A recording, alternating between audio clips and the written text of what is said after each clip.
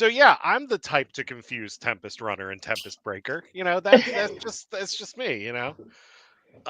We all have our faults.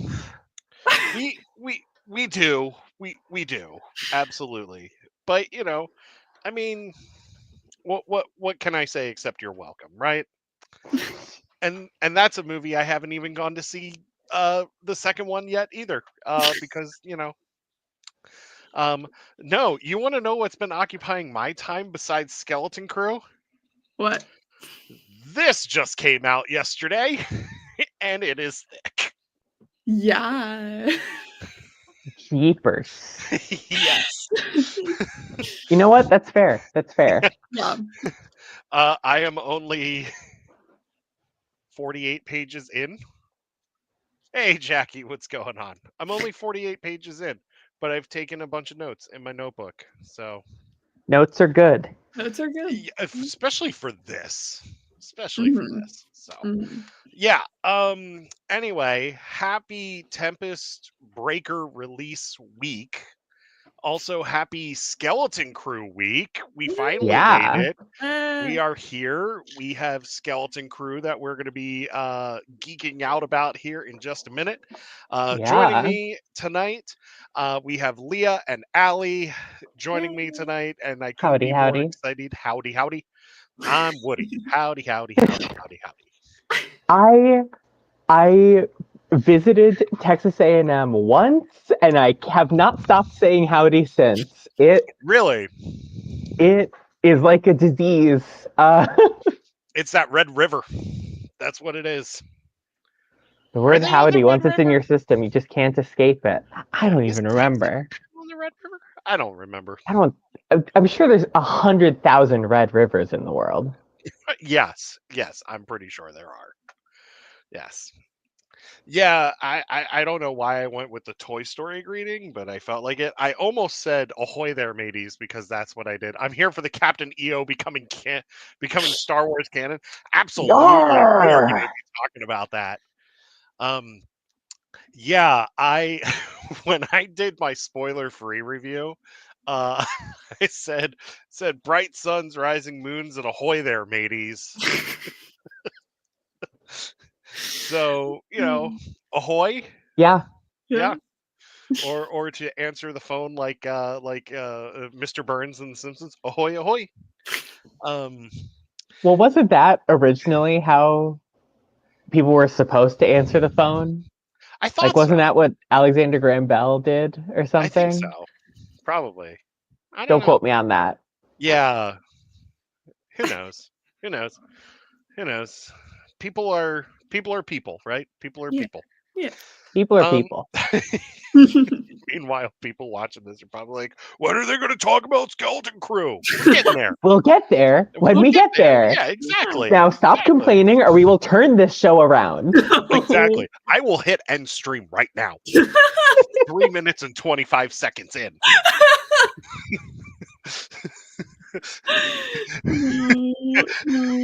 We will go back home and you're going to have to tell Fern's mom that we're not making it back to Ad-Atten for Life Day. Okay? Exactly. Do you want to break this news to Neil's family? You're going to tell that. You're going to call and you're going to say, hey, Jorka, hey, Jobo, hey, little baby Tulu. You almost made me spit out my drink. That's the most important part of the show, is she's never just Tulu. She's always little baby Tulu. Exactly. And I love that Neil calls her that too. My friend and I were talking about it. We were like, what if they call her little baby Tulu? Because the family also has like old granny Tulu. So they have to specify which Tulu they're talking about. What if there's like 3 or 4 Tulus in this family? Right, it's like in Bob's Burgers, regular sized Rudy versus pocket sized Rudy. You've got to specify which Rudy you're talking about. You've got to specify which Tulu. I was actually just watching Bob's Burgers before we went on the air, actually, and it was the episode where Gene impersonates Bob. And he keeps going, "What, Lynn? What, Bob?"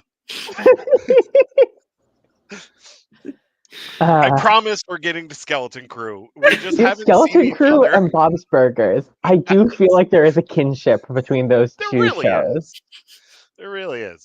We haven't really talked because we had the holidays and everything. So, we're catching up. Yeah. Yeah.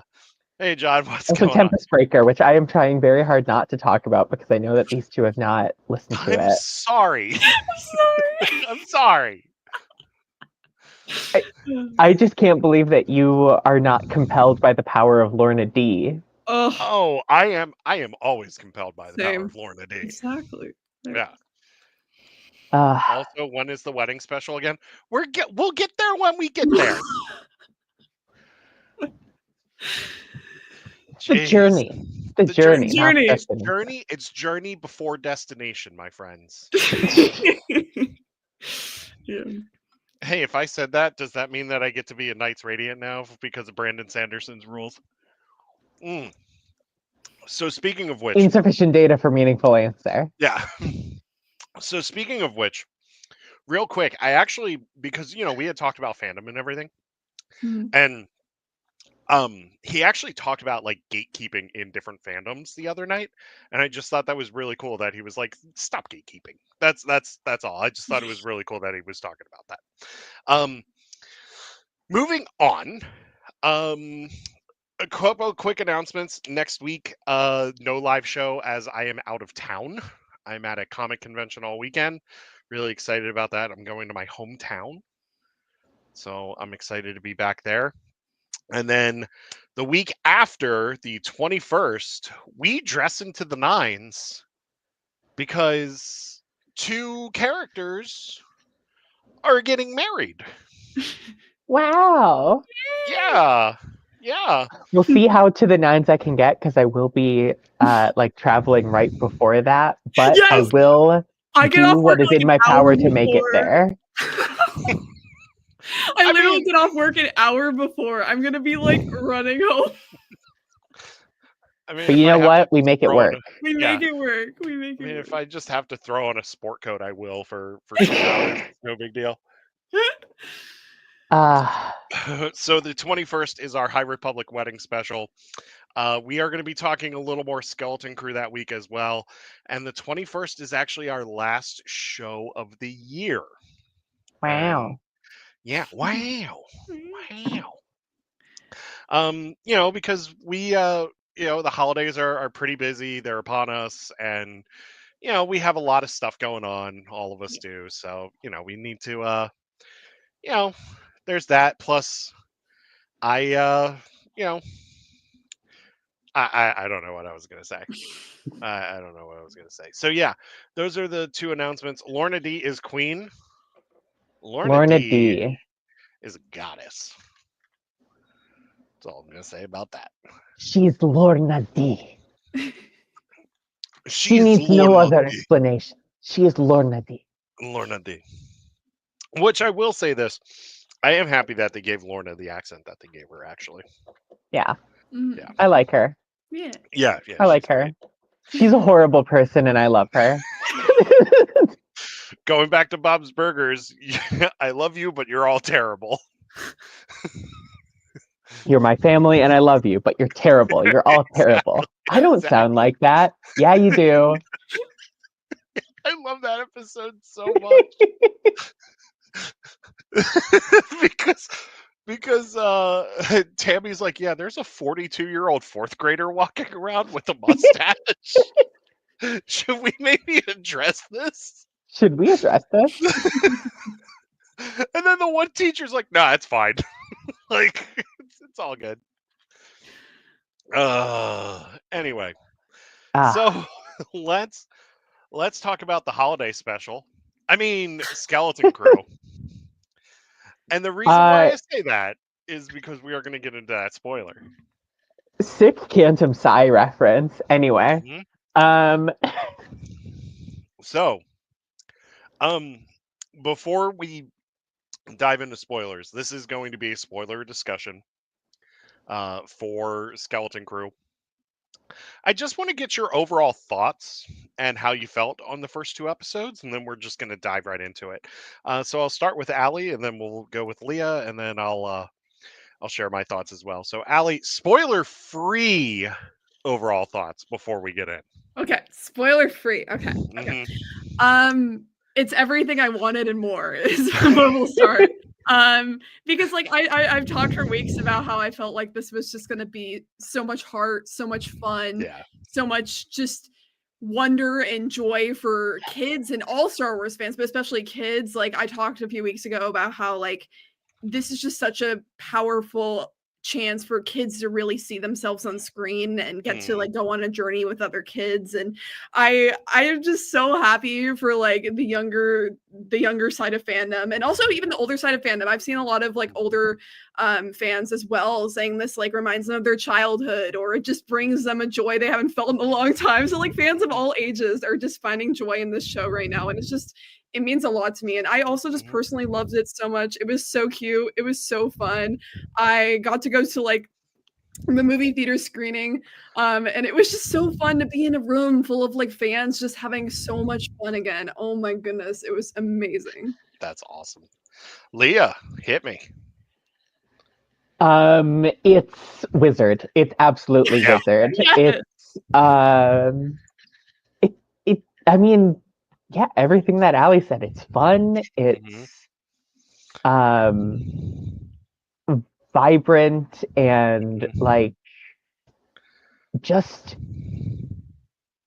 I feel like there's enough there to like really chew on, and like I've rewatched it the 2 episodes that we have a couple times already. And I feel like every time I'm like, oh, cool. Oh, neat. And it's just fun. It's cute and it's cool, and I love the direction it's going. And Star Wars. Yeah. I'm just gonna reiterate everything that you all said. This show is just, it is so much fun, and it is so pure with the story that they're telling, and the characters are so great. And how can you not love these kids? Like, these kids are just incredible. And like, you can just tell everybody in this show is just having an absolute blast, like being on this show. Like, even in the serious moments, like you can just tell like the actors are there and they're just like, holy crap, we're in Star Wars. Like, this is just awesome. Like, and it's just, oh man. Man, I I just remember sitting there because I caught it late the night it premiered because I was at work.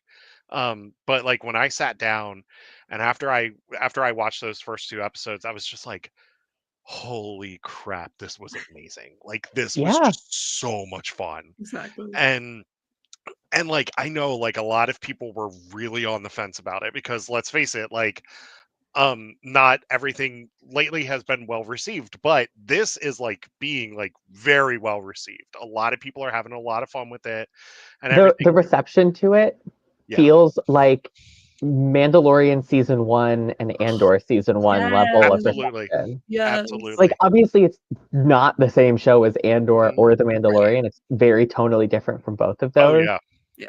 But the reception of like people, I mean, at least thus far off the first 2 episodes, like really liking it. Even people who aren't huge Star Wars fans. Yeah. That's incredible. And I just want to say real quick, it is so funny. It is just such a funny show. That's the thing that I think is really important. Like, if you go back, you watch A New Hope, they're constantly like joke lines and comic relief.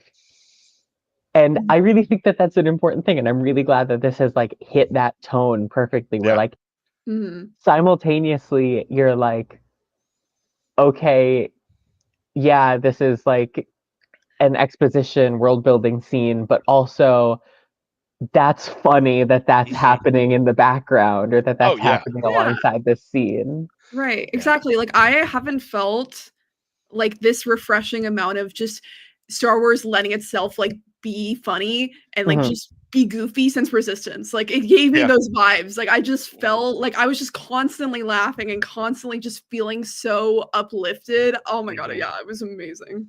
Yeah. I mean, we're gonna dive into spoilers here in a minute. But like, even just and we saw this in the trailer, the lightsaber fight between Neil and Win Yeah, in the the beginning, with the yes, flashlights, or it is the so great. yeah. Yes. It is so great, and it's Like, just my so friends and I fun. did that when we Oh, were absolutely. kids. Yes. All Absolutely. the Like, how time. can you not do something like that? Right. And then like there's a scene where Wynn's playing with the action figures on his bed, and he's like, "You will be mine forever." Yeah. Yeah, and Jackie says, yeah, exactly. And Jackie says, you should not have come here." And then like they get into the fight, and then like he kills Neil, and Neil goes, "Guts everywhere." it's it's it's funny in a well-grounded way that Yeah. I think is really good. And Yeah, and we talked about and let's dive into spoilers now, but we're diving into spoilers. yeah. So Spoiler time. spoiler If time. you haven't watched it, what are you doing here? Yeah. Go do yourself a favor. Pause Watch this. the first 2 episodes. Yeah. And then come Um, back. um I felt so much, because like a lot of us grew up like with the Goonies and ET and like all of these coming of age movies, right? mhm. It is so in its DNA, like even like in these first 2 episodes, like it is so entrenched in the DNA of the show that it just works so well. Um, let's get into spoilers. um, this show starts with a shootout. Like, This show, I do like that they pretty quickly. Well, one, it establishes like what's going on in the galaxy. yeah, And like, we've known that pirates are a huge problem for the New Republic yeah, since literally Boo. since the Aftermath books first Yeah, introduced the New Republic era. yeah, Elodie Marcavania has, you know, she's been around the whole time with your pirate empire.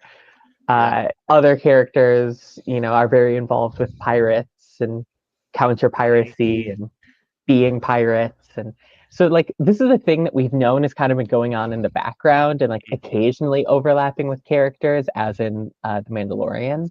Yeah. But this is kind of the first time that we're really focusing on it. So I like that they started us right off with, like, by the way, space pirates. Yes. Allie, you are our Rebels expert. Melu runs in that crate. Yes. Yes. Yes.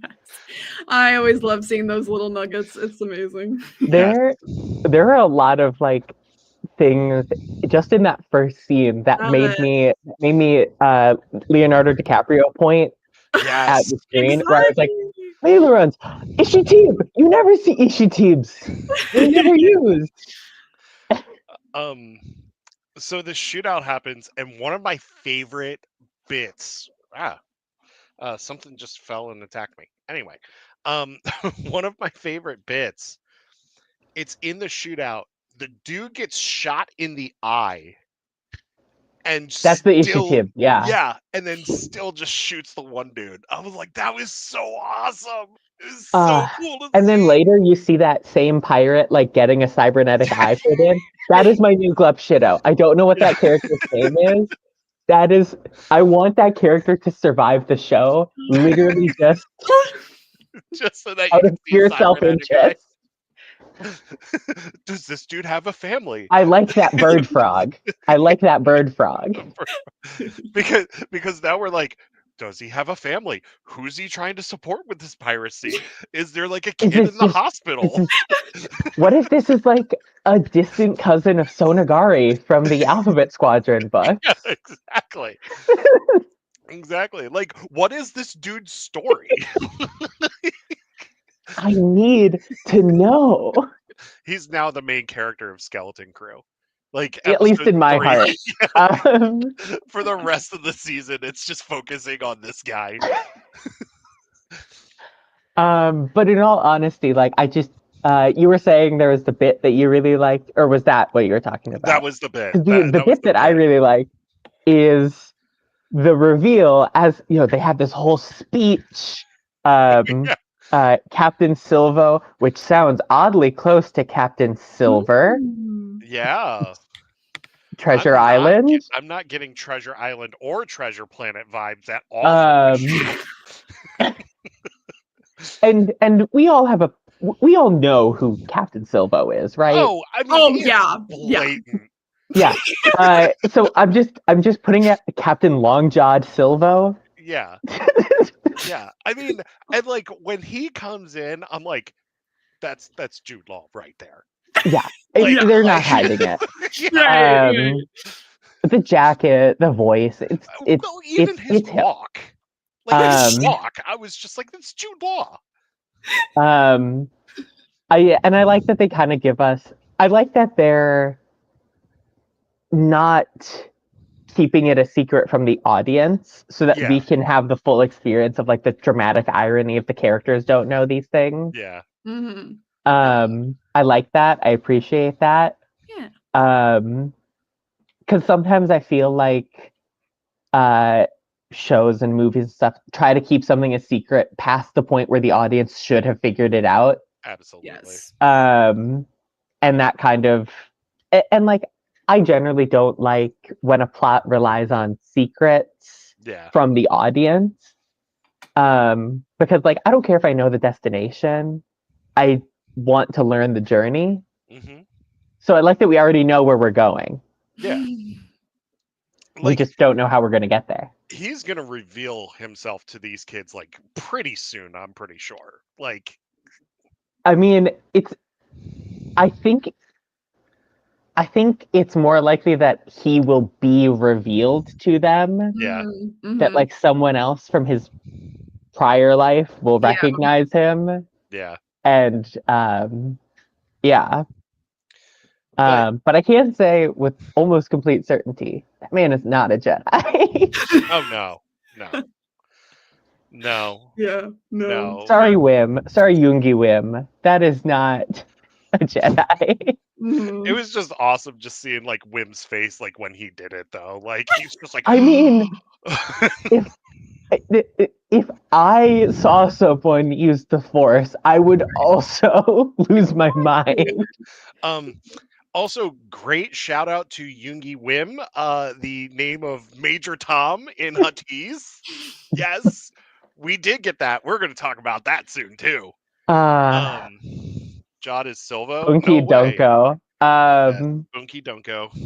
Someone says there's a piece of like Huttese dialogue in Outlaws, which I've still been replaying, where someone says Bunky Donko, and I like had to pause the game and like. Oh, by the way, I finished Outlaws. Yay! Yeah. Congrats! I still have not played Wild Card. Yeah. I am.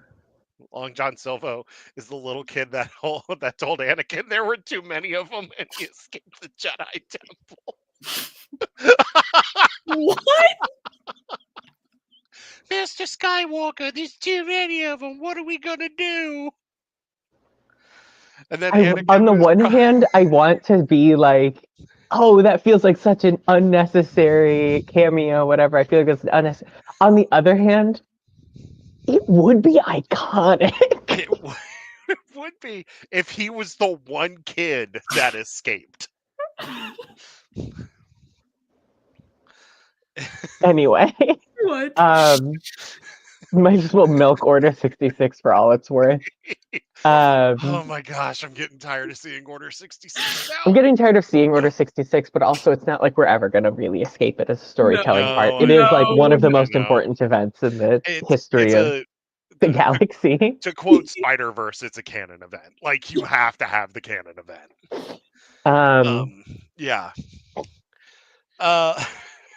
So, Allie, thoughts on the beginning of the first episode? I like that I got right into it. Like just that immediate like rush of action was really cool. And also just because like I feel like especially like for audience members, I feel like it's a diversion because like you kind of a lot of people came into the show being like la-di-da, it's gonna be fun times, and it's just like that right off the bat. Straight up murder.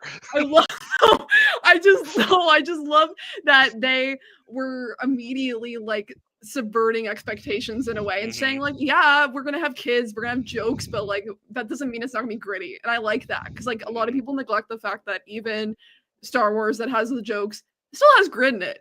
I mean, there are some dark things that happen in Resistance, people. Like, I don't know if you all watch that show, but there are some dark things that happen in that. Absolutely. I mean, like, I think Resistance is the perfect comparison for this show. Exactly. In really tone, because like one of the earliest episodes of Resistance is a like full pirate raid on the Colossus, and this kind of has that same tone of like, these are pirates who legitimately have zero qualms with killing people and well, and I think we really need to sell the brutality of these pirate groups because I think that's something that we've seen a little bit, but like we haven't like really explored in Star Wars, like in like television and movies. Like we've gotten it a lot in books, like and in comics, like we've gotten a lot in there. But with this is like a brand new thing for a lot of people.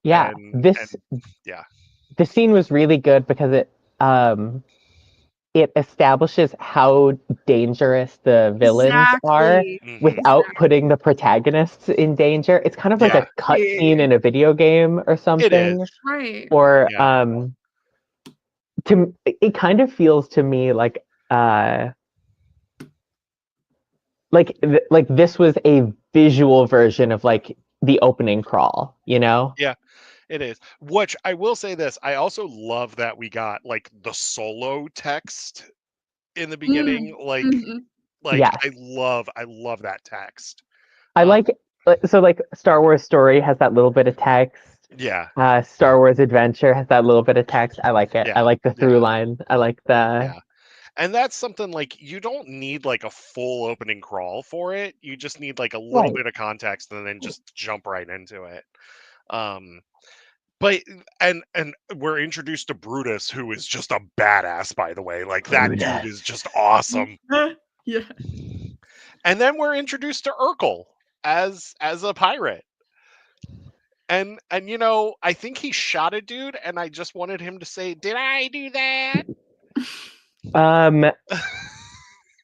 All of the pirates look so cool. They look very piratey. Yeah. I think they did a great job of taking all of like the pirate tropes, and this continues in the like into the second episode, and I'm sure beyond. Taking like the pirate tropes and translating them to a Star Wars setting, kind of like Treasure Planet did with translating to like steampunk sci-fi setting.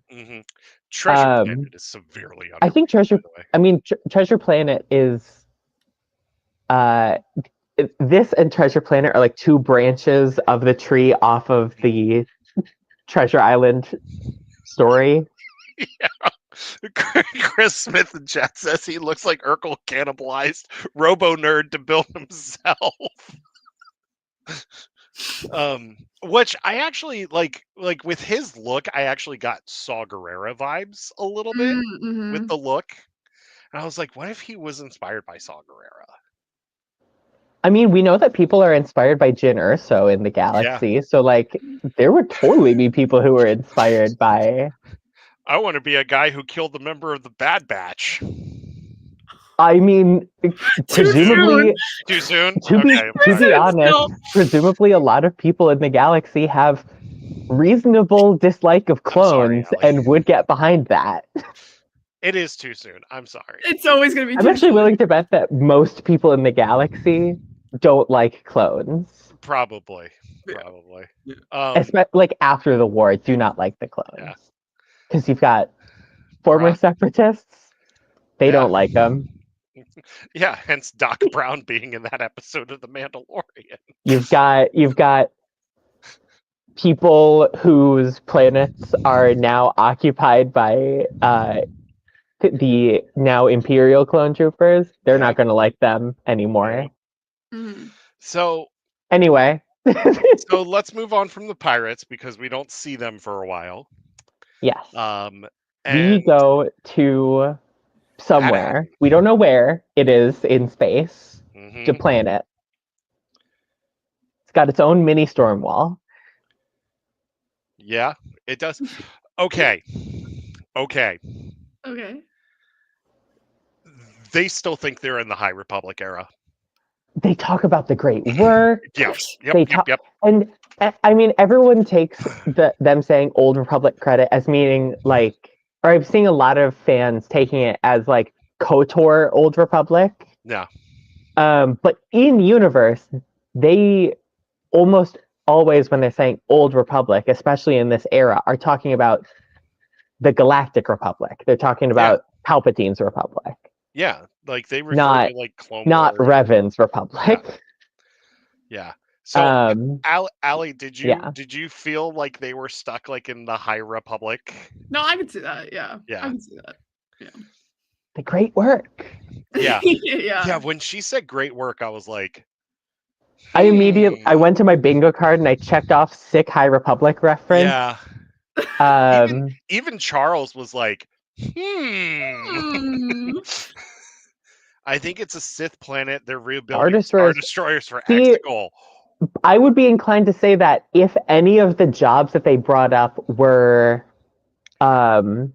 manufacturing jobs, all of the jobs that the non-droids have are like actuarial, managerial, law jobs. I like. What if it's planned by Nile remnants, followers of Markian Row? Then they wouldn't be talking about the Republic. I think if anything relating to the Nihil is what this would be, which I want to doubt, but also like deep in my heart that feels like the best explanation. I think that's why the barrier is there, because they wanted to keep the Nihil out. I think this could have been a planet that was like behind to the storm wall and kind of turned the storm wall against itself to lock itself down. Yeah. And they're convinced that like, okay, we're gonna keep things together, and then eventually the Nihil, spoilers for books that have not come out yet, the Nihil will lose in the end. What? They're not there by the time of the prequel. No!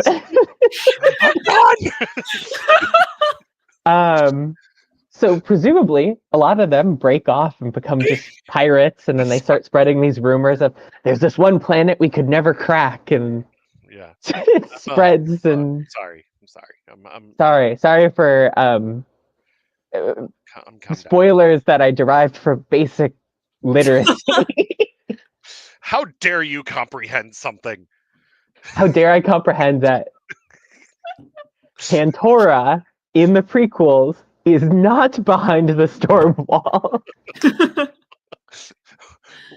So you're still saying that there's a storm wall in the prequels? Okay, got it. I'm writing this down now. No. Allie, introduce us to the kids. To the children. Yes. I immediately died laughing because to the screening I don't have it with me, it's in the laundry. I wore the action figure Spirit jersey shirt to the screening, so immediately I was dying laughing. My dad turns to me and was like, "Did you plan that?" I'm like, maybe a little, but not to that degree. But no, it's is it the black one? Yeah. Not showing up. There it goes. There we go. Yeah, that one. Yeah. Yeah, so I wore that one, and I was just dying laughing because I'm like, yay, my outfit coordinated worked. No, no, but I immediately loved like I said, like the just pure child vibes of it. Like it just felt so like childlike. Like, and this wasn't even like a child that's like already like so deep into war that they're like they start because like Ezra and Omega, they have their like goofy moments, but they're still so ingrained in like the darkness of it that like that can only go so far. But these kids, they're pouring their breakfast, they're like running around on speeder bikes, like they're just being kids, and I just loved it so much. And also just like I talked about like the whole like the school thing, the test thing, like it's just so goofy to see shenanigans like that, like where the characters don't yet realize the stakes. They don't yet realize what the shenanigans will lead to. Like they're just genuinely being kids, getting into shenanigans, guessing what this is and what that is and what it means. And I just loved it so much. And I'm always gonna be like so here for like kids desiring adventure. Like people have to remember like this is such core elements of Star Wars, because I've seen like a lot of people being like, oh, it's just another kid like going on an adventure, or it's just another father figure finding kids or whatever. Like it's repetitive, but like these are such core elements of Star Wars. And what I loved about what this show has done so far is it's been unique. Like I said, like these kids are not Ezra and Omega. These kids, right? The relationship they're gonna have, the Jude Law, is not gonna be like another Kanan and Ezra. Like it's not like these are all kids who have parents already. Yeah. Right? Yeah, exactly. They already have parents. Exactly. It's not gonna be the same kind of dynamics as we've got in and John's like, I can teach these kids.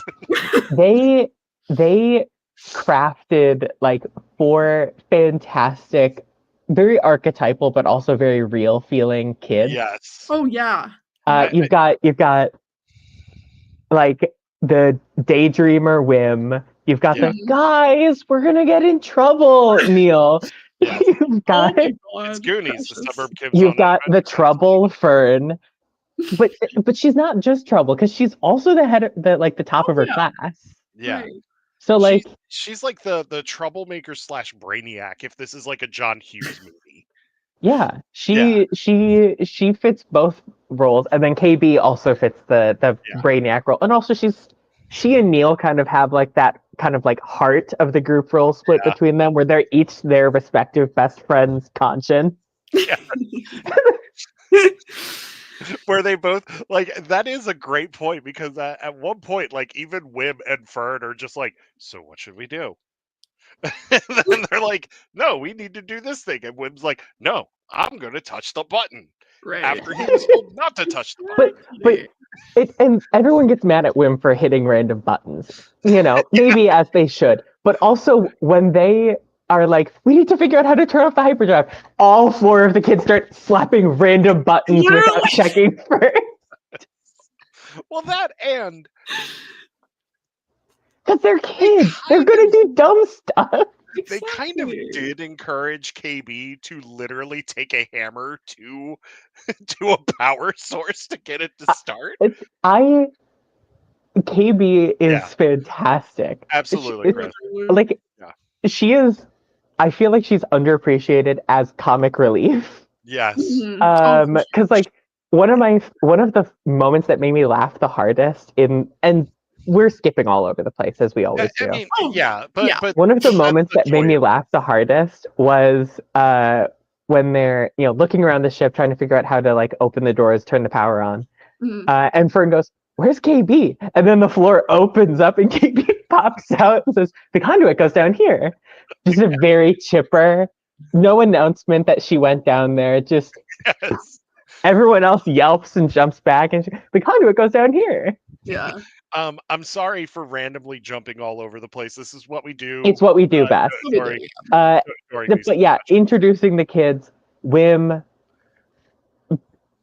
the one who yearns for adventure, who lives vicariously through stories of the Jedi, who wants to be a Jedi when he grows up, and who forgot that there's a test tomorrow. Which, okay. That's what I'm saying. It's so real. It's so real. Can we just talk about the one scene where it's like after Win like Wynn's dad says goodnight to him, right? And says, "Yeah, don't be late for school tomorrow." And then like Wynn just looks out the window and everything, and then like the next scene is Wynn literally running to the Running bus, after the bus. and then Neil's like, "Wynn, Wynn!" Uh, I mean, uh, it's awesome. It's Yeah. fantastic. Yeah. So funny.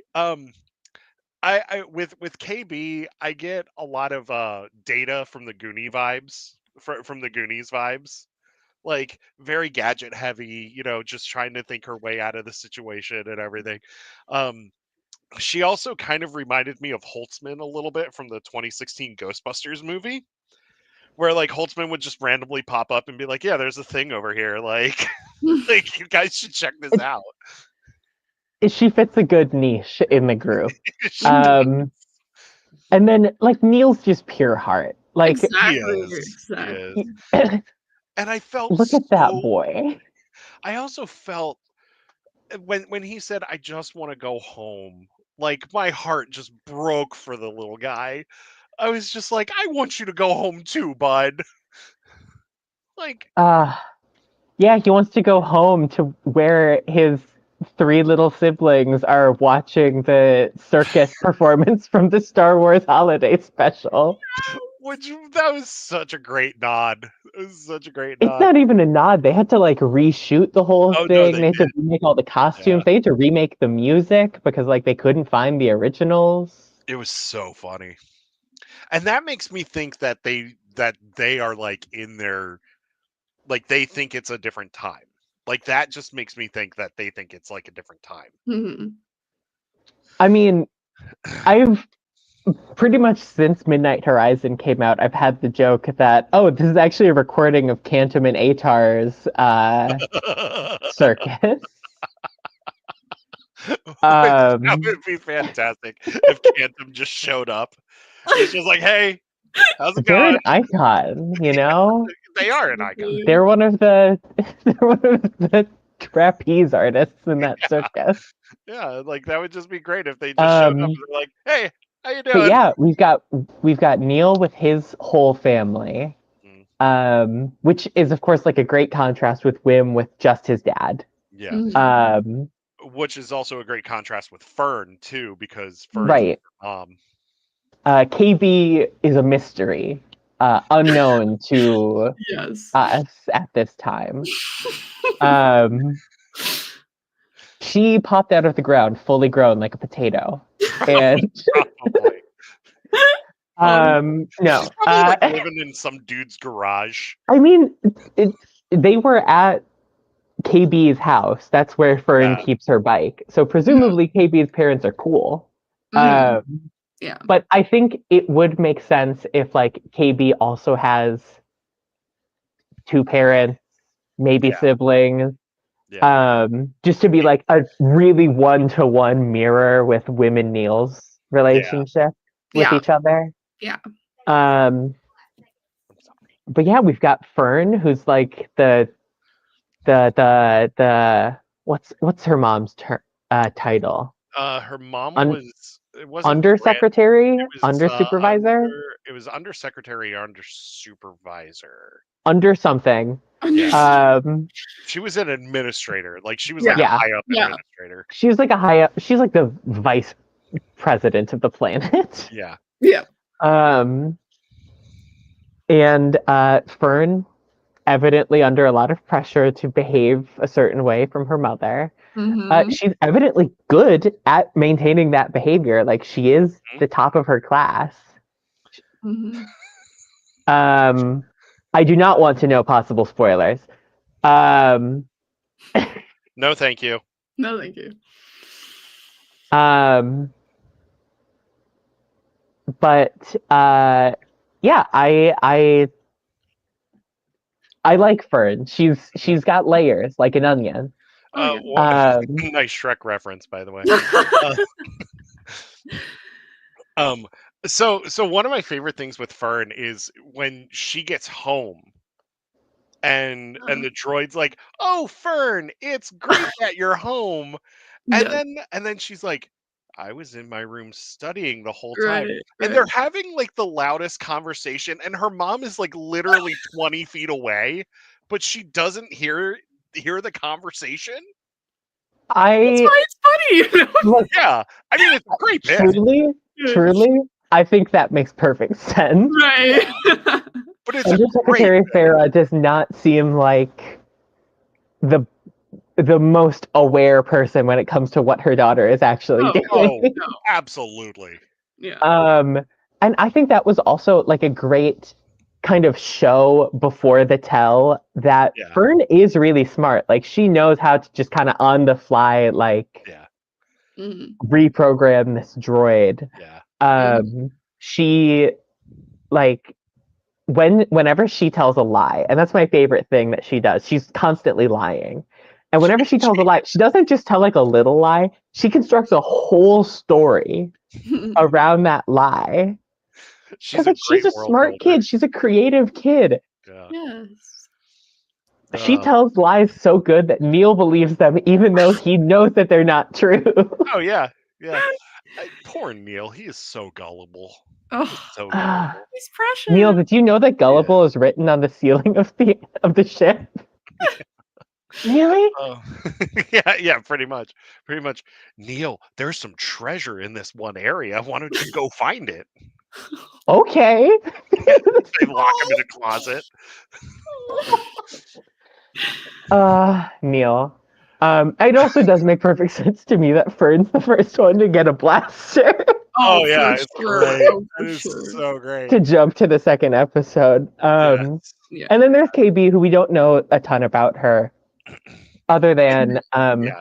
she's very technically minded. She's kind of like the mechanic for Fern's bike. Yeah. She is. Um, Um, so speaking of the yeah. bike, there was an amazing reference to Yes. a classic George Lucas movie. Mhm. Um, where the one kid shows up and I forget his name. Bonch Falfa. Yes, and he's actually named after Harrison Ford's character from American Bob Graffiti. Falfa. Yes, and I love that so much. I was like, I did the DiCaprio point. I was like, that's from American Graffiti. Yeah.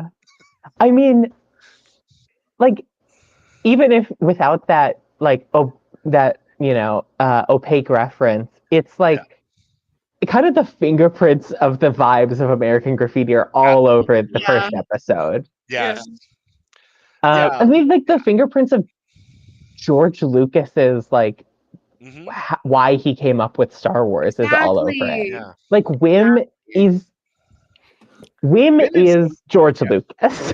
he is. Does that make sense? No, it does. It makes perfect sense because he's a dreamer. Right. Exactly. Wim and Fern are like George Lucas. You know? I see Wim as Lucas and I see Fern more as Spielberg. Mm. Also fair. Yeah. Yeah. Yeah. Yeah. I Yeah. think that this is an interesting way because we talk a lot about like how nice it is when Star Wars things kind of go back to what originally inspired Star Wars, where like it's where Visions, especially like the first season of Visions, was really cool because it goes back to the Japanese storytelling, which is one Yeah. of the things that inspired Right. Star Wars. Or Mandalorian's great because it goes to the Western, which is one of the Yeah. things that inspired it. This is kind of like what was the world around these people who ended up creating Star Wars and Mhm. other things like Star Wars, Mhm. where like there are few places lacking story more than Yeah. a suburb. Yeah. So of course you're going to want to seek out story and create stories. And we see Wim doing that. We see Fern and KB doing that, Yeah. creating their adventures. Yeah. Yeah. And then you have Neil who's just along for the ride. But He's the Neil's yeah, happy to be here. Like he is. Neil clearly likes spending time with Wim and like Yeah. doing things with him. He's happy to go along with it. Also, let's just sidebar real quick. Neil's crush. Neil's crush Runa, is yes. Come I on. think that is such a like. That's just it's cute, it's funny, but it's also like that's what I very love about real, very normal. But And that's also I think that is a good like kind of indication of like how different his and Wim's mindsets are Mhm. at this point in their lives. Yeah. And this is not me saying like, oh, in order to mature, you need to develop romantic feelings for Yeah. people, because that's not what I'm saying. It's But like, it's an it innocent is crush. right. Yeah. Like Wim's complete non-understanding of that feels very real for like kind of being the late bloomer friend, you Yeah. know? Yeah. Right. I mean, Yeah. a lot of us had those conversations like when we were that age. You've never talked to her. I'm working up to it. And then it turns out that she's dating Jimmy, the jock for the class. Also, I haven't seen anyone point this out. She has 4 arms. She does. She does. I don't. Oh, Yeah, I just they think that that's have not been pointed speaking out of by Skeleton people. Crew, it's Star Wars night at the Los Angeles Kings, and they have two of the people on the intermission from Skeleton Crew, Oh, and one of them is actually it's Wim and Fern. Nice. Yeah, I know. that's really cool. That's That is cool. really cool. Speaking Yeah, of Skeleton Crew related fan events, I yeah. forgot to mention this. Apparently, Sorry, I my didn't local mean to cut comic you shop off. like entered everyone who's like pulling the Star Wars comics into a giveaway, but Yeah. they just chose me to be the winner because I am subscribed to all of the Star Wars comics. So they gave me the Skeleton Crew shirt. Nice. And so Nice. these were apparently like given to them by like Lucasfilm or Disney Plus Mhm. or whatever. And then they also gave Yes. Neil. Nice. So that's funky. That is awesome. Anyway, yeah. So John says his favorite part of the first episode was the Claimsies argument. Everyone on the planet knows that rule. And who hasn't had that argument with their friends before? That's, I Like, mean, that's like one part of kind of the thing that we keep going back to, which is they act like kids, like normal Right. kids. Right. and I think that's one thing that we just need to keep in mind with this show is they are going to make dumb decisions because They're they're going to kids. push the button. Yeah, they're going to push the button. That's what I mean by a dumb decision. They're going to Right. push the flashing button because they want to see what it can do. Even if they really know that they shouldn't, even if Yeah, you have exactly. Wim going, mm, Maybe I eh, shouldn't. and hitting the button Yeah, anyway. yeah. Um, so let's talk a little bit more about well, they find the spaceship, they take off, and we'll get to the spaceship shenanigans here in a minute. But let's talk a little bit more about At Aden and the kind of dystopian undertones that we've gotten with At Aden. Yeah, I like. I mean, Ad Atten really kind of it. Them talking about the great works, them talking about all that. It makes me kind of think about how, like, yeah, the High Republic is described as a golden age, but it's like just like any real golden age, it's actually just gilded at best, and once you scrape away the surface, there's problems underneath. Mhm, Um, it kind of reminds me of Quen from The Living Force, mhm, where Mhm. like, okay, they have this great work that like is supposed to make this planet like a great place to live, mhm. but it's kind of just kept churning for a while and has ended up causing new problems. Yeah. That seems like this could be that kind of thing where like it was intended to be like a great place to live, Mhm, and then it locked down and has become a super controlling, mhm. um like zero room to move outside of what the Yeah. society prescribes for them Mhm. Um, Yeah. Allie, Yeah. droids are controlling the show, huh? Yeah, no, for sure. Yeah. I think for me the biggest comparison I was able to draw, in speaking of like dystopian kind of worlds, I was obsessed with the Divergent books when I was younger.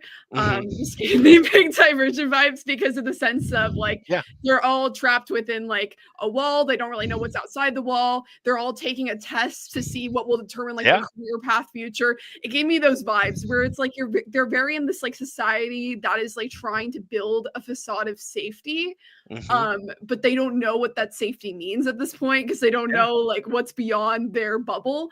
Yeah. And I yeah, like you said, droids controlling it. Like that's the thing. Like even before we get the scenes where we learn that like no one knows where this is.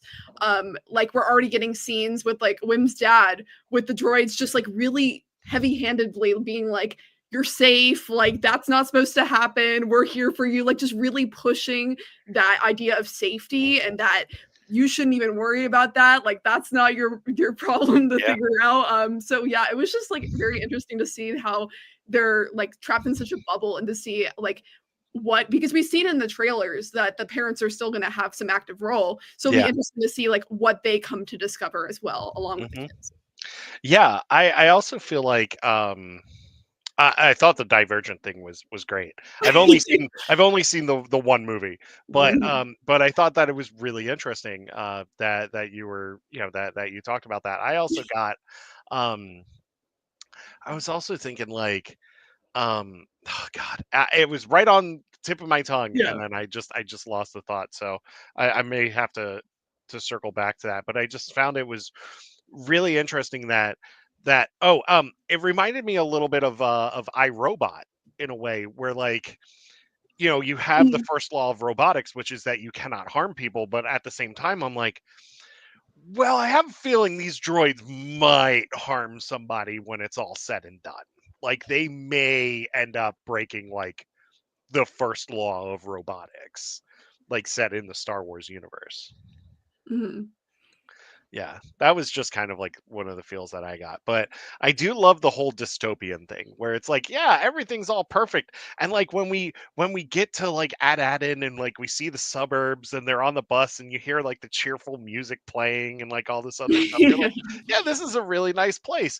And then you start seeing the spots on the wall. Right. Yeah. Like, what do you mean that these children's entire lives are decided when they're Yeah. less Right. than 13 years Exactly. old?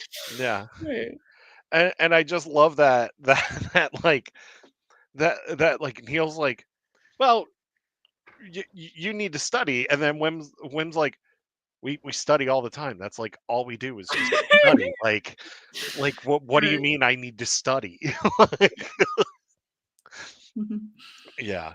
Um, but I thought that was really interesting that like they went the placement exam Yeah. route with it.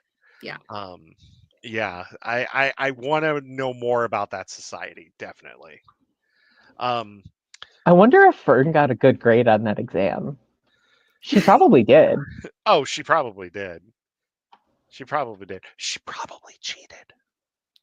I don't know if she, because Whoa, that's I an don't, accusation. because like she definitely like doesn't really care about the rules and stuff, but like No, she does legitimately seem smart. I don't know if she she would does. feel the need to cheat. She kind of reminds me of Kirk in the 2009 Star Trek movie, like when I he think yes, I think yeah, if she were cheating on something, it would be a Kobayashi Maru type cheating, absolutely. Yes. Yes. not a Yeah. like copying KB's answers type cheating. What you get for number 2? Only one person has ever. Yeah. No one has ever beat the Star Wars Kobayashi Maru except for Fern. But yeah, The actually, Ala Maru. yeah, exactly, exactly. Um, so they find Wim finds a ship in the woods, and then he decides that he's going to check it out, and then they Well, no, he finds a Jedi temple in the yeah, a woods. Jedi temple. Yes, a Jedi temple. But him and Neil go to check it out, and then they come up with the most adorable call signs on the radio: Jedi 1 and Jedi 2. And then they run into Fern and KB, and then they think that they're tricking each other by like making like Fern and KB think they're tricking Wim and Neil into digging the hole, and then Wim and Neil feel that they're tricking KB and Fern because they think, oh, if we get access to this thing, it's ours. Mhm. And it just becomes a fun thing. So Mhm. yeah, like John said, they're so stupid. Um, which also shout out to Fern for the brand new Star Wars insult Stinko Boys. I thought that was Absolute really funny. stinko boys. Absolute Stinko Boys, I thought That's was great. that's like they just feel like kids, which is so Yeah, good. Right. yeah. Exactly. And they're Like that not. is the kind of thing that an actual child would say. Yes, exactly. Right. I was just watching the interview with the two that play Wim and Fern, and they were just so happy. Like I was just watching that interview, they were Mhm. just so happy and so excited, and like once again, that just goes to they're just kids, and they're Mhm. just having fun, just being kids. Mhm. So let's talk about the ship takes off on autopilot, ends up in hyperspace, but then a certain droid wakes up. And Allie, are you a fan of Peter Pan? Yes, yes. Yeah. You can't see it because my virtual background. I was a musical theater kid. I have a Peter Pan poster right Nice, nice. there. Um, I love this so much. SM33 Smee. I love. Oh man, because Peter Pan is like near and dear to my heart. It's like Mhm. it's one of my favorite Disney movies. Mhm. Jackie Smee. Yeah. Um, and I also love Bob. I also love Bob Hoskins as Smee in Hook, uh, Mhm. with Dustin Hoffman as Hook. And don't try to stop me, Smee. Don't try to stop me, Smee. Um. Anyway, I love I love SM33. Nick Frost is amazing as SM33. He's fantastic. How many rats does he have in his head? I think it's just the one, but it keeps going back. Yeah. Like I imagine that when it runs off at the end, it runs to find the head and get back inside. It also kind of reminded me of the eye bit in Pirates of the Caribbean with Mhm. the one character with the wooden eye. Mhm. Um, but I love that that droid is missing an eye because and he sounds like a pirate when he talks, and it's amazing. Like I just love it. Um, but I love his interaction with Fern because he's like, "I'm looking for the captain," and like he keeps looking for the captain, and Fern's like, "I'm the captain. I killed your captain." And Smee's like, "Really? You killed my captain?" Right. And You she's like, seem ill-suited for combat. and then she's like, "Well, he's not here, is he?" Like, she just makes it up on the spot. I Right. stabbed him in the guts and threw him into space. And Neil goes, His reactions are pure fun. His Exactly. reactions are so great. Oh man, I can't wait for the first time like in the trailer where John just says Neil fly the ship, and then like Wim's like Neil, like I can't wait for that bit. I think it's just gonna be amazing. Like when he finally does that. Uh ah, Neil. so so they Smee. I'm gonna call him Smee. I'm just gonna call him Smee. I can't call him SM33. I gotta call him Smee. Um, so Smee says that they need to repair the ship, and then he knows a great place where they can get repairs and nobody's going to ask questions. And that's when we get to Port Borgo. It was Borgo, right? Yes. I love this place. I love this place so much. I love that place. I love it. It's so great. Yes. So great. It's so cool. I love that the first person from there that we see is a teak. Yes. Mm-hmm. I don't know if I don't know if he's the teak, but yes. Shout out to the Ewoks, by the way. yeah. Yeah. That's what I checked off the box on my bingo sheet. Cameo that makes me very, very happy. It's like it's a pirate port, and I think that they sold it pretty well. Like you have illegal droids being sold, you have weird food being sold. Yeah. Oh, that you have someone getting the hut symbol tattooed on them. Yeah, that scene with Wim and Neil at the food stall was just, it was so funny. Yeah. And it's such a I love that scene was so like driving the story so much. It was. It really was. Like that's where we simultaneously have the like comic relief of I'll have what we'll have two of what he's having. Oh no topping for me. No topping for Yeah. But then we also have like this is how the pirates find out about them, and this is how they've given away their position. Which I will say this, I love the Thielen that showed yes. up. Mm-hmm. I love that she like tracks him down and is like, "Hey, this is not a safe place for children to be. What are you doing here?" Right. Exactly. What idiot pirate brought you here? Yeah. Yeah. She's the real hero here. She's the real hero. She is. Always trust a Thielen. Yes. I love how like when she asked them like where they were from and they said Adin, and she's like, no, really, where are you from? Right. Because it's like it's like if a kid said, "Where are you from?" El Dorado. Yeah, exactly. Where are you from? Santa's workshop. Atlantis. Yeah. No, really, where are you from? My dad was Atlantean. But like she reacts that way because that is something that a kid would say. Right. Yeah. I mean, granted, I mean, Ezra did call himself Jabba the Hutt at one point, which is a very teenage thing to do. What do you? I thought that he was Lando Calrissian. He was Lando Calrissian and Jabba the Hutt. And I love Ron Titus and many names, yeah. Quick sidebar.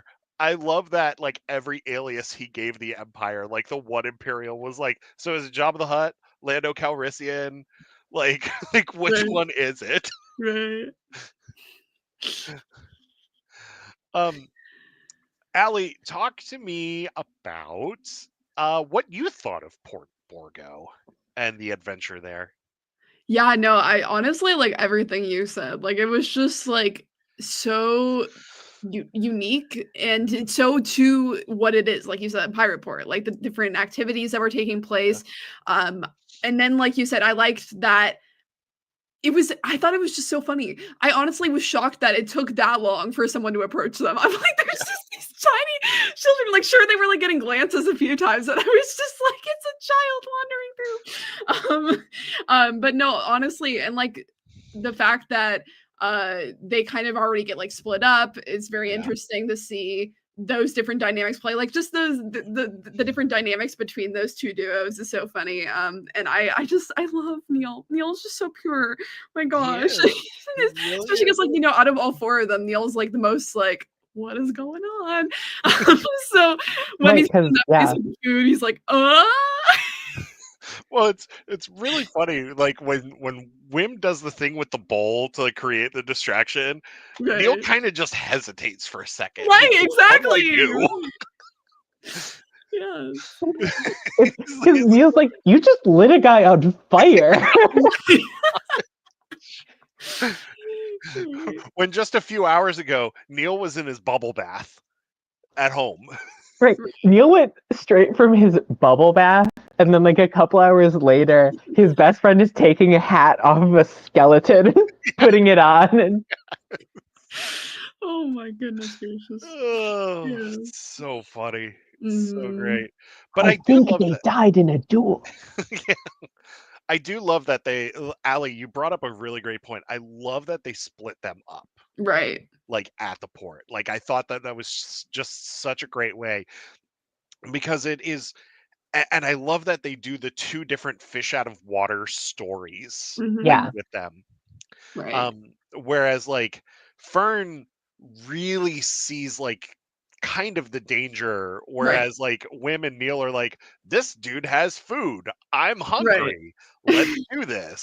Yeah, no, that was just so funny to me because it's like we're like on a mission, we need to get home, and then they're just there chilling, getting food. I'm like, Yeah. that's so them. That's so them. It's so great. It reminded Cinco me. boys thinking with their stomach. Yeah. Exactly.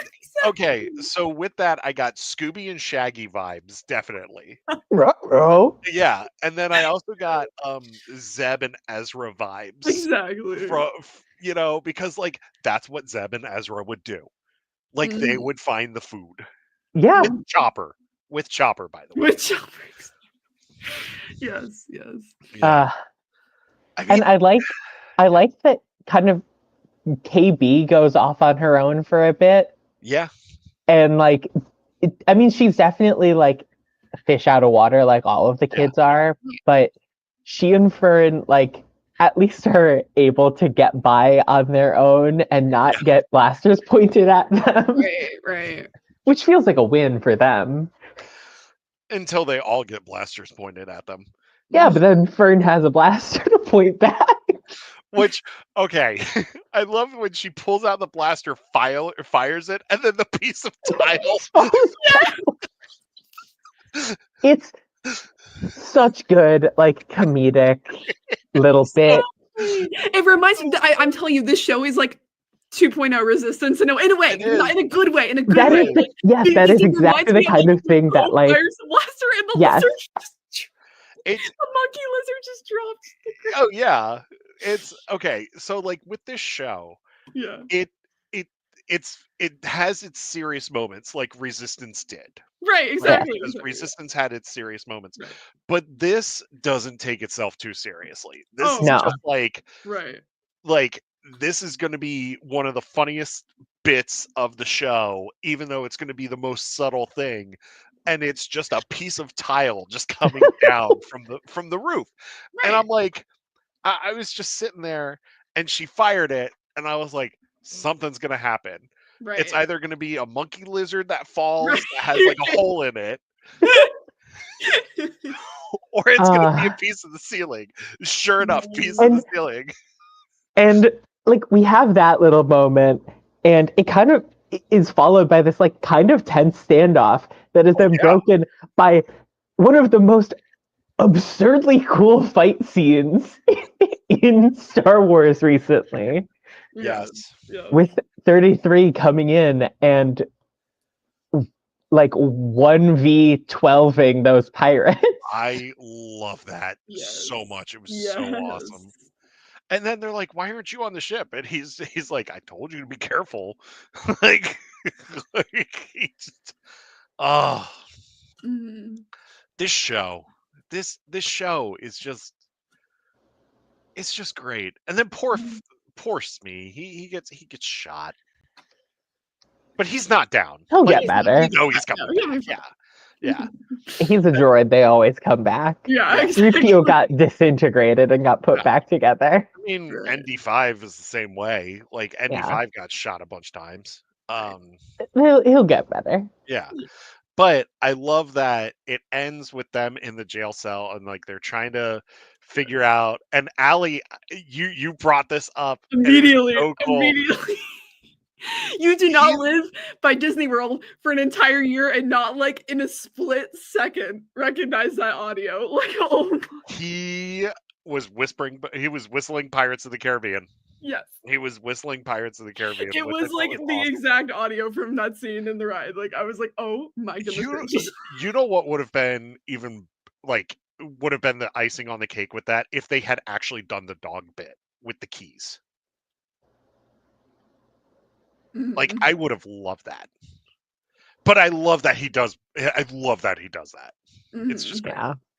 Yeah. And then he uses the Force to get the Maybe it is keys. the Force, but I I don't think he's a Jedi at least. I got like Haja Estri vibes from him. He does have a very conspicuously placed like thing on his hand. Yeah. Yeah. I can see it going either way, but I can say with almost complete certainty that man is not a Jedi. Oh, yeah. And then when he does the shh, and like you just see that look in his eyes, I was just like, he's having a good time. Jude Oh, Law's he's having having a a good time. great time. Yeah. Yeah. Yeah. Oh, Look, regardless of like whether that was the Force or magnets, when you stick the landing on a trick like that, you got to milk it for all it's worth. and he stuck the landing. I have to say they stuck the landing with the show. In these 2 episodes, they stuck the landing with it. It was just I teared up by the end of the 2nd episode because I was just Yeah, having such a great time. Um, and for Allie, like, you seeing it in the theater, that had to be awesome. Oh Like, yeah, that no, I had to got be awesome. my poster right here. Yes. Also, shout out to the people making the posters for this show. Oh, for sure. I love this poster. It's beautiful. It's you can't capture it on camera, but like it's just Yeah, the color is just beautiful. Like it is so gorgeous. I love it. it is. Also, I love the title card being in black and white, like it's a pirate Mhm. flag. Like, Mhm. I love that too. It's just, oh man, this show is just it's amazing and it's fun and I don't know what else to talk about. There's just so much that happens in these first 2 episodes, and I mean, Allie, what do you want to talk about? Like, well, let's go. I think it's just like all the little nuggets for me. Like I said, like the whistling from the ride, like just those Yeah. small little moments that just made me like jump out of my seat and be like, oh my god, I know that. Like okay, if out of any moment in like just imagine this out of any moment and like the whole freaking screening the holiday special thing like the theater died and my dad's sitting there next to me because he hasn't like I don't think he's honestly if he's ever watched it it's been like years he did not know and he was just like why is the theater dying laughing and I'm like holiday special yeah no I loved it so much I loved like the little calls to pirates I loved all the little nuggets and like honestly like you guys said they're kids and it was so authentic to being kids and I just loved seeing that so much like it meant so much to me that they gave the space for kids to be kids and I just Mhm. oh it makes my heart so I uh I also love how like it's a low stakes show too. mm, Like, I mean, it's high stakes for the kids because they're trying to get home. right But in the grand scheme of Star Wars, this is a pretty low stakes adventure. like well a lot of like the yeah, stakes I've seen is like a lot more internal than I was Yeah. expecting Yeah. like a lot more personal and character driven like Mhm. we talked a lot today about Neil and Neil's own personal stakes and what he wants out of the journey at this point in time and like even with Wim and with Fern and they all have their own like little Mhm. ideas of like what things are and what the level of danger is and how they want to handle it and just seeing all the unique qualities of each character and how that's driving them like because like you said like the stakes at this point in time like story wise aren't super huge but these Yeah. characters are still very much living in the moment to the sense that they are unfamiliar with their territory still and so they are Yeah. very much still exploring Mhm. in the way kids would which is Mhm. unknown and like also even the characters like we talked about like even the characters that may have some level of confidence like Fern will still have moments where she'll second guess, or she'll still be a little bit nervous about something, or things might not go according to plan. Like even those characters that are confident are going to face obstacles along the way. So I just love that. Yeah. I can't wait for the moment where we actually like get that real like personal moment with Fern. Like after she makes like a big mistake or something like that. Like I can't wait for that moment because I think it's just going to add so much to her character and so much to her story. Like she's already a great character, but you know what I mean? Like I want to see that moment. You kind of need to put characters through their worst moments in order to see their best moments. Because remember, Star Wars is Spain without the S sometimes. And other times it's Spain without the A. Exactly. And then it's a neat trick. Yeah. Puns. But also like as a prequels kid, like I felt like I felt like I did when I was watching the prequels. I was like, this is so much fun. This is just, you know, it was great. It was great. As a prequels kid, I love it because I felt like I was seen as a prequels kid. And I felt like I was heard as a prequels kid. And that's what I love about it. Oh God, this show, man, this show. And I'm also like, I'm just waiting for just the adventure. Like, just give me the adventure. Like, we're gonna get there. I also don't know how they're gonna do a 17-minute episode of this show. Like that is confusing me. I think a 17-minute episode would be a great like bottle episode to have in a way. Yeah. I think it would be interesting if there was like an entire episode while they were in hyperspace. Kind of like what they did with the Acolyte. Like, which episode is it that's the 17-minute one? I think it's either 6 or 7. It's an 8-episode season, I think it could either be it is like a 17-minute bottle episode where they find out like who Jod is, or it is like on their way back to Atten. This is like kind of their last and the last cutscene before the end act of the game, as it were. Yeah, and honestly, from what I've seen from them, I have confidence that the fact they have a condensed episode means they know exactly what they want to accomplish. From what they've shown me, this doesn't seem like it's going to be just like, oh, we only had 17 minutes of what we're going to do. It shows me that they actually have a condensed idea of what they're going to do with that 17 minutes. Yeah. So yeah, I'm interested to see.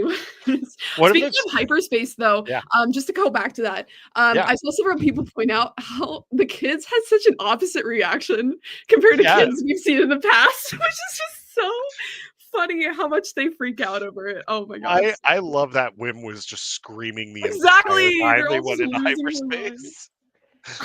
They were all screaming. They were. I mean, that would freak you out if you.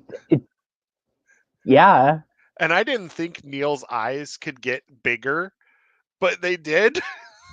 It's like Neil is like a dog where like once you see the whites of his eyes, you know that something's really up. I think the only one that was like having fun with it was KB. I think I know KB was having a great time because she was the only one who like knew what was going on. Right. Like I do think like all of these kids are smart in their own way. Yeah. But I feel like KB is the one who was best equipped to actually like handle these situations, at least these first couple.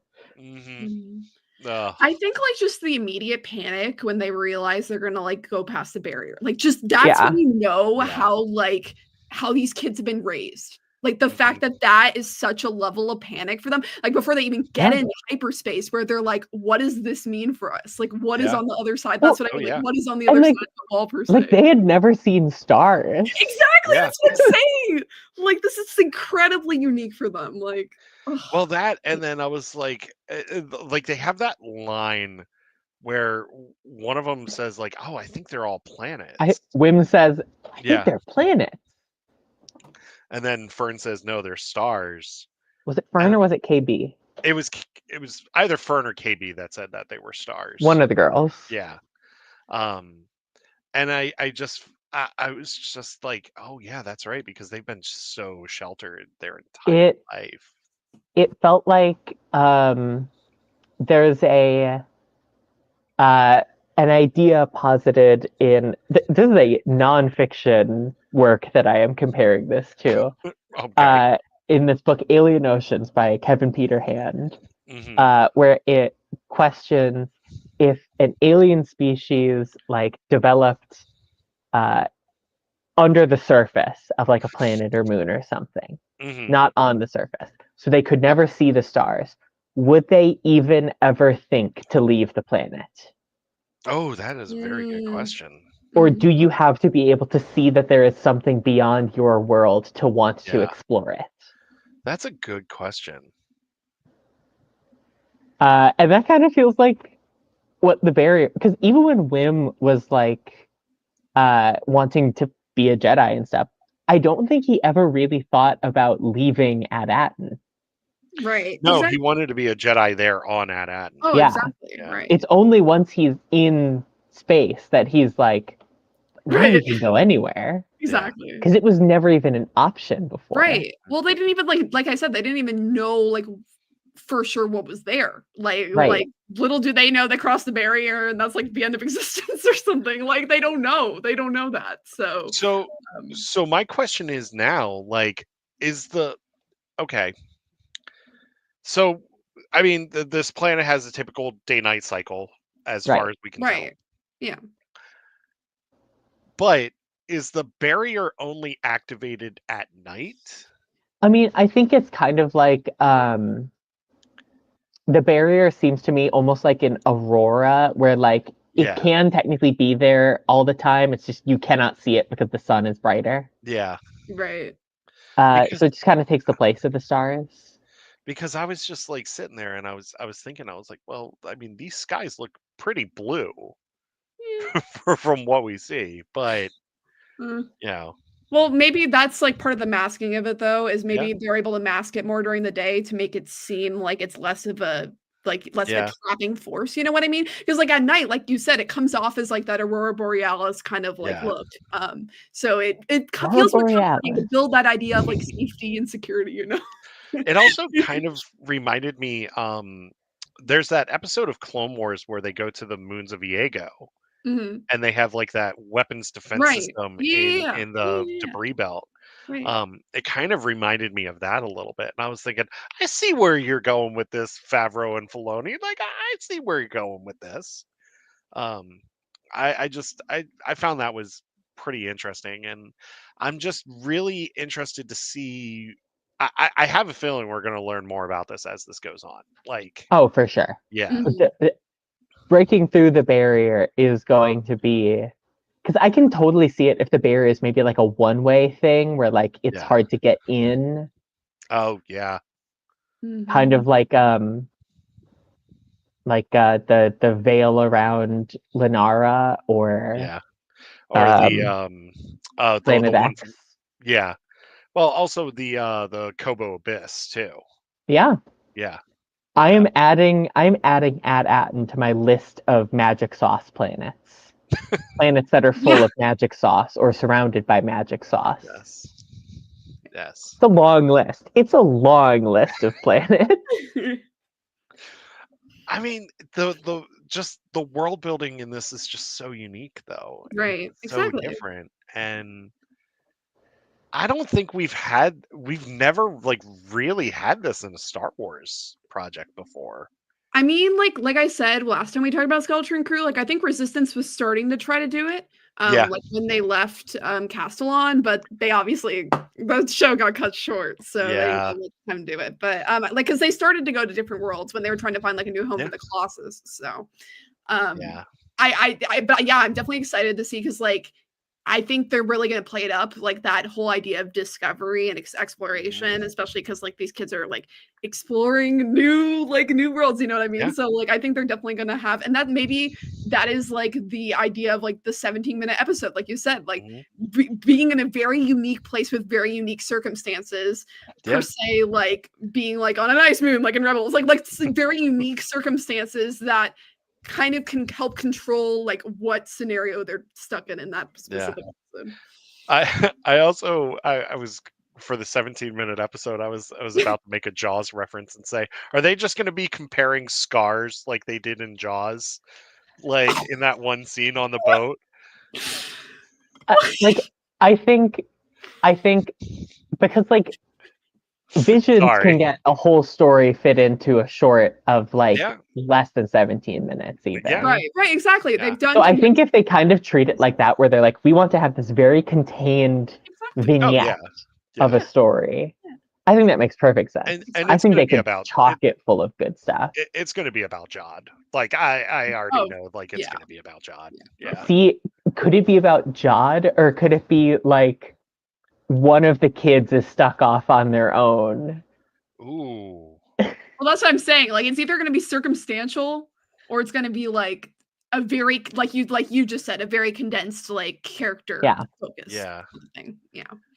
Yeah, that is a good question. Very interesting. I guess like, we're just gonna because like, what would Wim do if he were actually alone?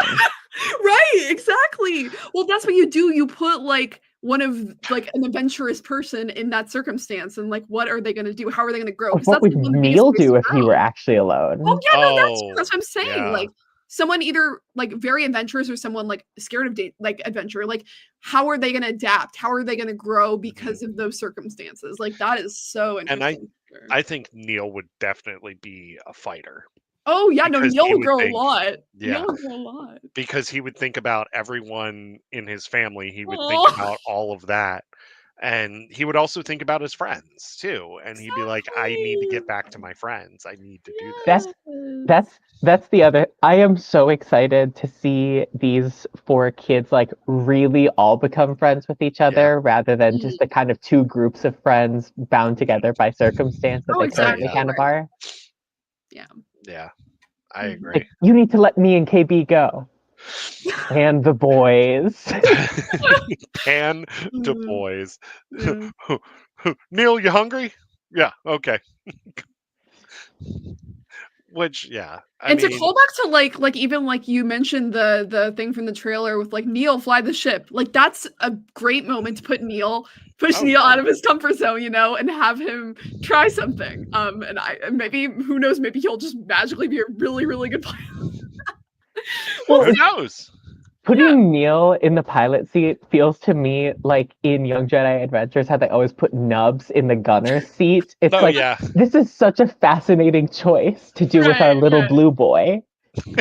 It's always the blue boy that gets the interesting jobs, isn't it? Right. Hort as well. Yeah. Always the little blue boy. Oh, Star Wars and your little blue people. We love them. We love them. We love them. We love Nubs. I've got the Nubs plush back there. Right yeah. There. Yeah. Yes. Yeah. Ugh. Oh man. So yeah, I mean, I'm just happy. I'm just happy, and the more I talk about it, the more I smile about this show. And yeah, like we said, like when we talked about the trailer, I haven't seen my dad this excited for Star Wars in so long, to the point where I might even podcast with him. Like, legitimately, that's awesome. Never thought I'd get my dad on a podcast, but that's how excited this show made him. Like, even like I was talking to my parents, and like my mom was just like, "What's the Skeleton Crew thing?" And I was like, "Really? Like, you want to know what Skeleton Crew is?" Like, I was like, "All right, how much time do you have?" Like, yeah, it's like I previously had to like my dad has liked some of the shows that have come out, but I previously had to like kind of convince him of it. He just tells me after he watched the first 2 episodes of Skeleton Crew, like, was that a holiday special reference?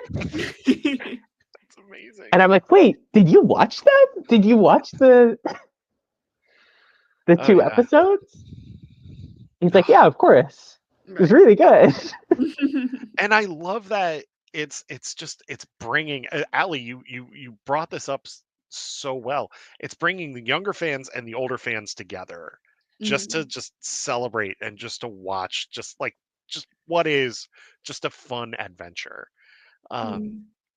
and that is something that we've been missing Right. in Star Wars, outside of Young Jedi Adventures, which is absolutely amazing, and outside of Resistance, because Resistance is fantastic. But Uh, Resistance has that thing of like it is very locked in with the oh, sequels, it is, and Young Jedi Adventures is like kind of very much on its own. But this is kind of it's following up on the original trilogy, which like yeah, everyone knows, everyone likes it. yeah, It's got those vibes of the prequels that it does. people who grew up with the prequels like. It's part of that like road to the sequels that people who grew Hmm. up with the sequels are gonna like. Mhm. It's this confluence. Well, one thing that I would also love to see with this show, um, is two things. Like, and Mhm. I think that they could do it because they said like they said they are looking into doing a second season. Like they do have plans for a second season. The showrunners. Mhm. I'd love to see them either talk about the rise of the First Order, like kind of focus on that a little bit as well if they wanted to. Or since it's a pirate adventure and these pirates we don't know where they operate out of, some could be in the unknown regions. Maybe some of them are running from Chiss. Mhm. I don't know. Just my thoughts. um, I mean, we'll see. Yeah. Yeah. We'll see. I mean, I we still This have. seems like the kind Yeah. of story where like they can totally fully wrap it in a season. Oh, they could. Yeah. Um, And I'd be okay with that. and I think um I think given like the pacing that we've had from the first two episodes, I'm not too worried about this one feeling like this could have been a movie, you know? Yeah. So I feel like every minute that we've had has been like well used, Oh, yeah. Yeah. appropriate, There's no makes filler. sense. Yeah. Yeah. Mhm. Um, yeah, There's no filler, but there's simultaneously no like overdrawn out yeah. things. Yeah. Mhm. They're just doing their thing. And that's what I love about it. Yeah, this show is just it's just amazing. Um, welcome to the family skeleton crew. Seriously. Yeah. Yeah. So let's do some scores here. Oh. Um, just give me out of 5 your rating. I'll classify the premiere as one episode, even though it was 2 episodes. I'll just Yeah. classify the premiere as one for right now. Mhm. Out Out of of 5. 5, yeah. Who wants to go?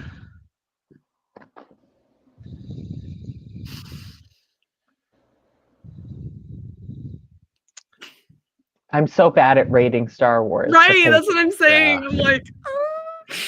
You know what? I'm gonna go 5 out of 5 on it. See, I was gonna do that, but I was nervous. Don't be. I'm also kind of inclined to go for 5 out of 5. Right. I mean, Like this and is yeah, especially in terms of like first episodes of Star Wars TV. This is up there with Mando season 1 it is of Mhm. absolutely. like it sets the tone, it sets the scene, it sets the stage. Yeah, The characters are immediately like endearing and immediately making sense.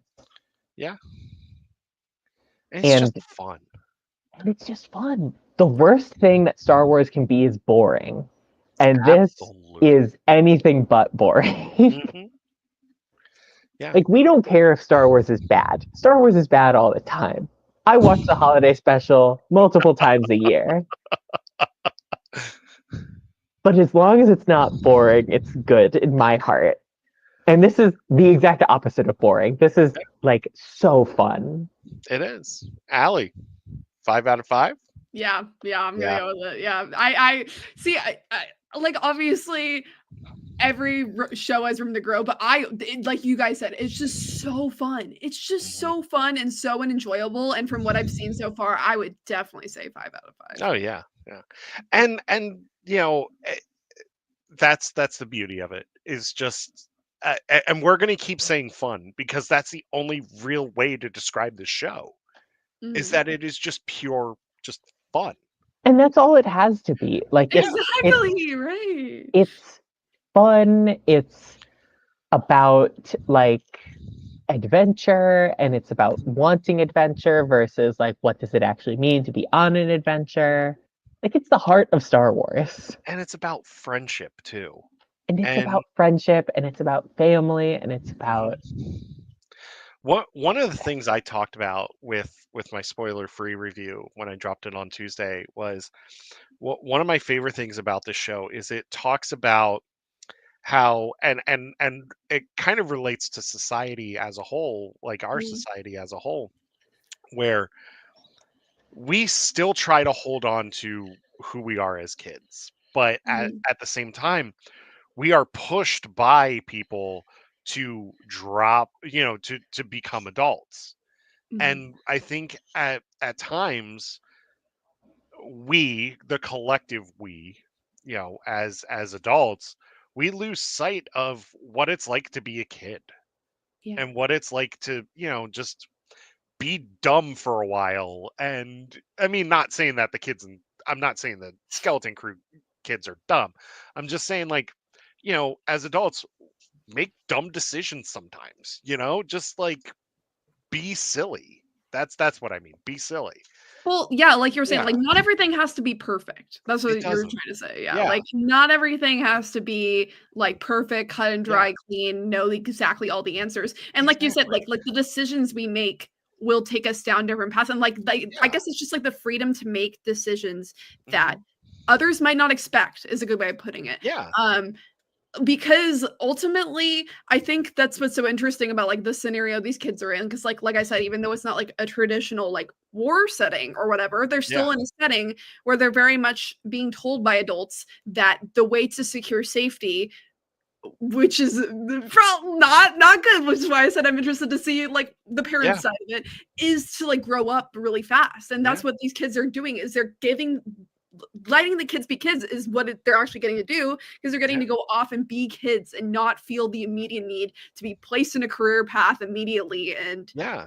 sheltered into that idea of safety. Because obviously getting a career is important. We all know It this as is. adults, like financial security is important, but like we Yeah. still as adults, we're gonna come up podcast about Star Wars. We're gonna have like our little Yeah. fun things and fun moments. And I think that's what it's important for these kids to discover, is that yeah, they want to figure out who they're going to be, like they say in the classroom scene, but at the Mhm. same time they need to have the space to explore that beyond taking one test Yeah. and here's your career. right. Yeah. You go like And also, what kid knows what they're going to do at that age? oh exactly, oh Yeah. for sure, oh for Yeah. sure. Yeah.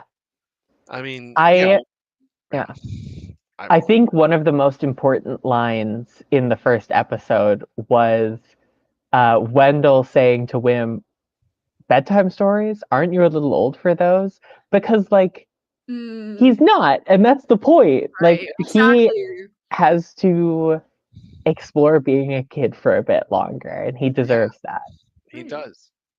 Also, if your tween is asking you to read them a bedtime story, you have succeeded as a parent, and they want you in their life, and Exactly. you shouldn't be mad that they Right.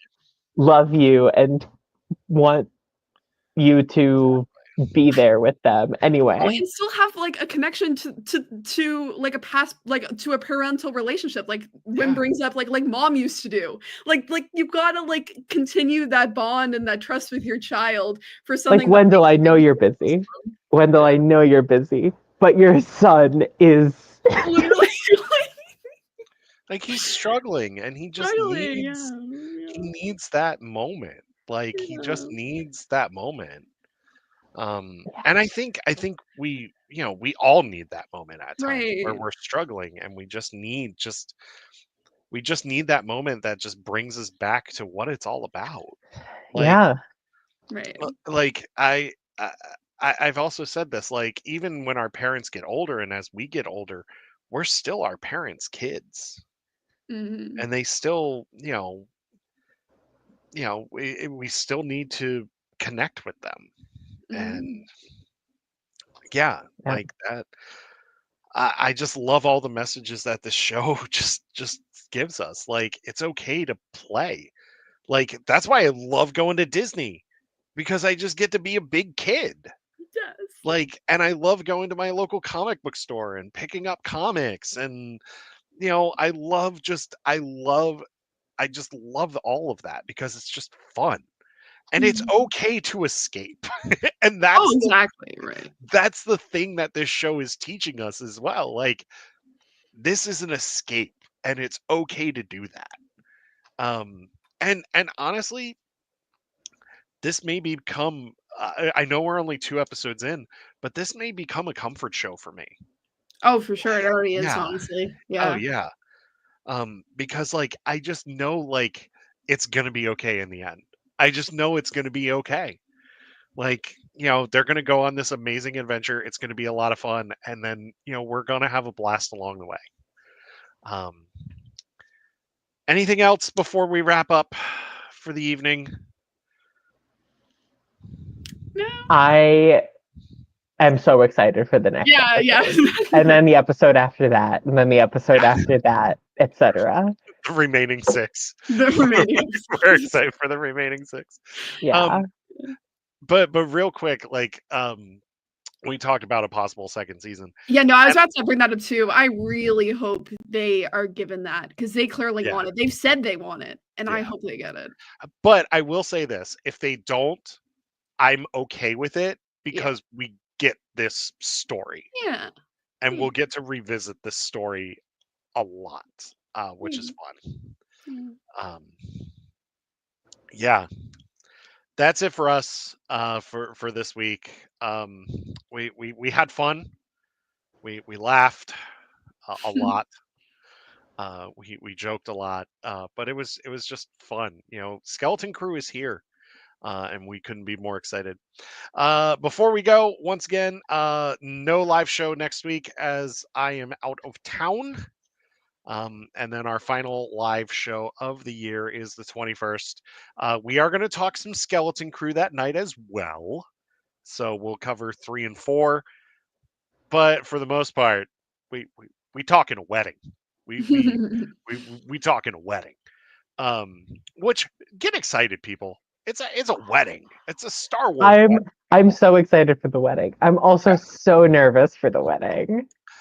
I know, but I don't think they're gonna end it on a bad note. I really don't.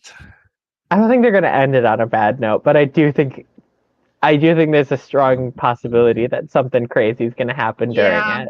Yeah. Oh yeah, Yeah. I'm thinking we're gonna get we're gonna get convergence vibes again with the Ziri and Fantu wedding. Like, yeah, I'm predicting it's gonna be somewhere between Ziri and Fantu's wedding and Snap and Kare's wedding. oh yeah. Which I would just I would just love it. Like if they did have that and like somebody just brought up the events of convergence and they're like, yeah, this happened like 150 years ago, like on Irem and Arano, like at Because the like exact there are same gonna thing. be people there who were old enough to remember that. Yes, I think it would just be awesome if they just did that. Like they're like, this looks familiar. Like, didn't this happen? Deja vu. Yeah. All right. Well, that's it for us. We hope that you all have a wonderful week. May the force be with you. May you always fight for light in life. Just remember, at the end of the day, we are all the Republic. Until next time, we'll see you later. Goodbye. Bye.